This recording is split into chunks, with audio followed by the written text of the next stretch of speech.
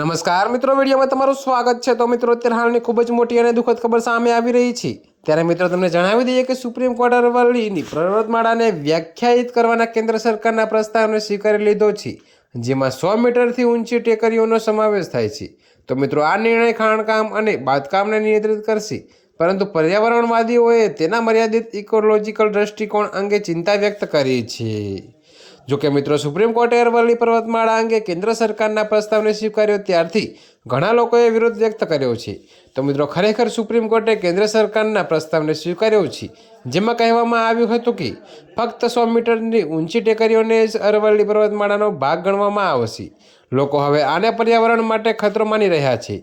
તો આ પર્વતમાળા પશ્ચિમ અને ઉત્તર પશ્ચિમ ભારતમાં પાણી, આબોહવા અને માનવ જીવનને અસર કરે છે। તે પ્રદૂષણ ઘટાડવામાં પણ મહત્વપૂર્ણ ભૂમિકા ભજવે છે।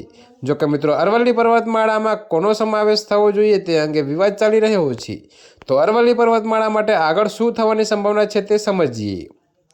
જોકે મિત્રો, ગુજરાતથી દિલ્હી સુધી 600 કિલોમીટર સુધી ફેલાયેલી ટેકરીઓ ગુજરાતથી દિલ્હી સુધી રાજસ્થાન અને હરિયાણામાંથી પસાર થતી અને ઉપખંડની સૌથી જૂની ફોલ્ડ પર્વત પ્રણાલી બનાવટી ટેકરીઓ લાંબા સમયથી ચાલતી પર્યાવરણીય અને કાનૂની ચર્ચાનું કેન્દ્ર બની છે। જોકે મિત્રો, આ મુદ્દાના કેન્દ્રમાં એક સરળ છતાં ભાવનાત્મક પ્રશ્ન છે।